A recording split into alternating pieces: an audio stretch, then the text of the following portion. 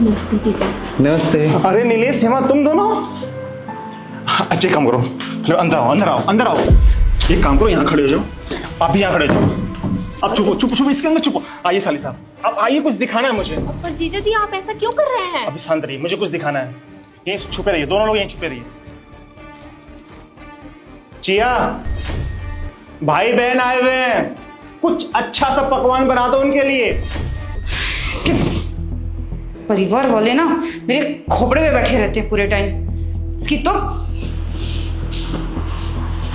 एक बात बताओ, मैं इस घर की नौकरानी हूं क्या कि सबके काम करती रहूंगी दिन भर?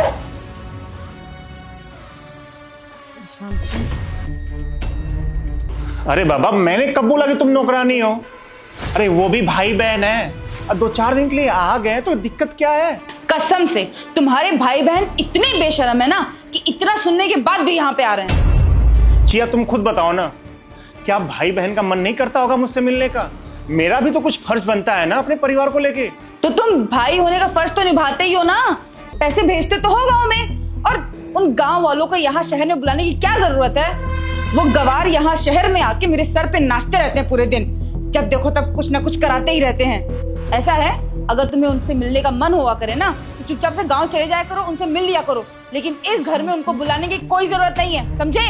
अरे बाबा, वो तो कुछ दिनों के लिए ही आ रहे हैं ना, कौन सा वो हमेशा यहाँ रहेंगे? यार चिया, तुम भी किसी भी बात की जिद पकड़ के बैठ जाती हो। अरे मैं नहीं रहने दूंगी उनको इस घर में। कुछ दिन का बोल बोल के यहाँ पे महीनों के लिए बस जाते हैं सब।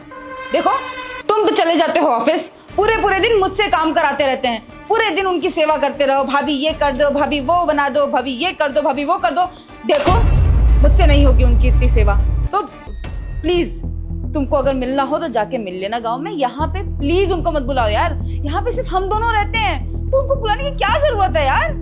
यार बहस करके कोई फायदा नहीं है, वैसे वो लोग वहां से निकल चुके हैं, अब मैं फोन करूंगा तो उसका कोई फायदा नहीं है। और वैसे भी अब फोन करके उनको मना थोड़ी ना करूंगा, क्योंकि ये चीज मुझे अच्छी नहीं लगेगी। अगर वो लोग कुछ दिनों के लिए आ रहे हैं यहाँ पे तो उनको रहने दो ना यहाँ पे खुशी खुशी। दिक्कत क्या हो रही है तुमको? आने दो उन्हें, इस बार ऐसा सबक सिखाऊंगी कि दोबारा मुड़ के भी इस घर की तरफ नहीं देखेंगे।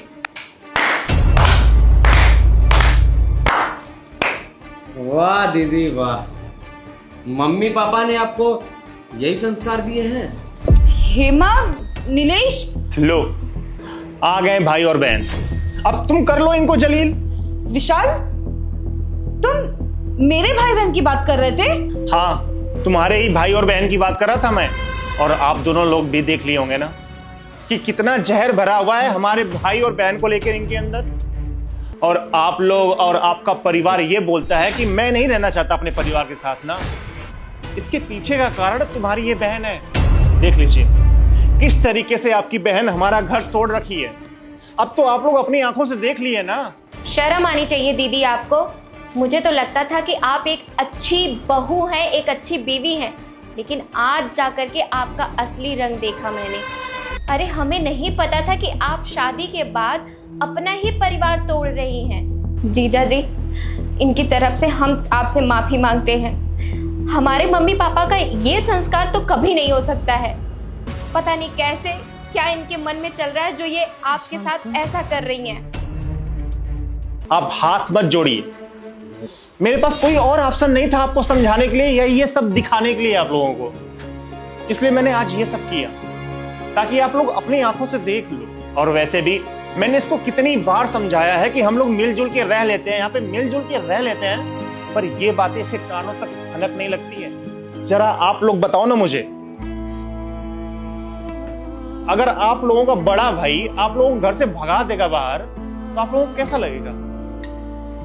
देखिए साली साहिबा, आज मैं अपने पापा मम्मी से, अपने भाई बहन से, अपने परिवार से दूर हूं। किस लिए? सिर्फ आपकी जो ये बहन है इनकी वजह से। फिर मेरे इतना कामयाब होने का फायदा क्या है? कोई फायदा नहीं है। भगवान कभी ऐसा ना करे कि ये घटना आप लोगों के साथ हो।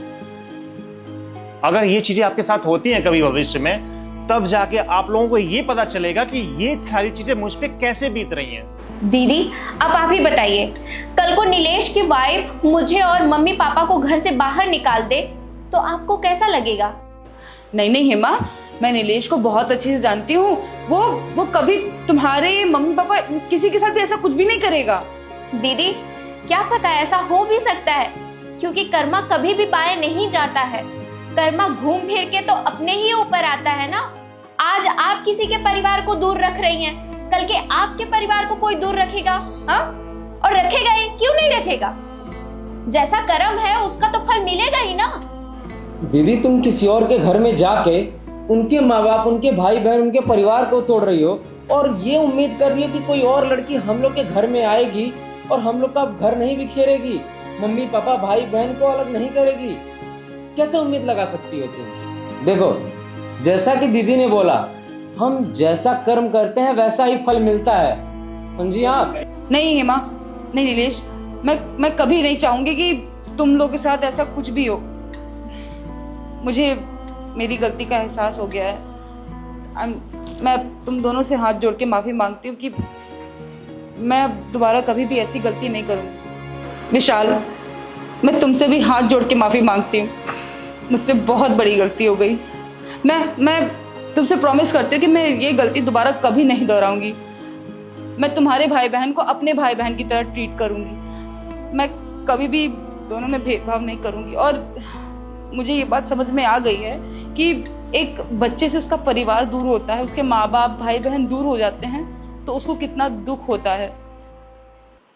प्लीज मुझे माफ कर दो, मैं कभी भी दोबारा इस गलती को रिपीट नहीं करूंगी। और पास्ट में मैंने जितनी भी गलती की है उसके लिए भी I am really sorry, really sorry. देखो चिया, वो सब भी मेरे भाई बहन हैं। उन लोगों को लेके हमारे ऊपर भी कुछ जिम्मेदारियां हैं और मेरे माँ बाप ने मुझे जन्म दिया है तो उनकी भी जिम्मेदारी मेरे ऊपर है, क्योंकि वो भी चाहते हैं कि मेरा जो छोटा भाई और बहन है वो अच्छे से पढ़ाई कर सके, अच्छे से रहें, उनकी भी लाइफ सेटल हो जाए। और इसमें मेरा ये फर्ज बनता है कि उनकी मैं पूरी तरीके से मदद करूं ताकि वो अपने जीवन में कामयाब हो सकें, आगे बढ़ सकें।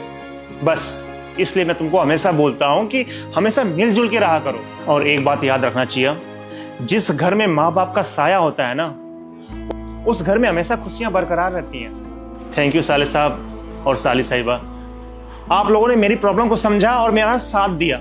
ये चीज देख के मुझे बहुत अच्छा लगा। Thank you so much.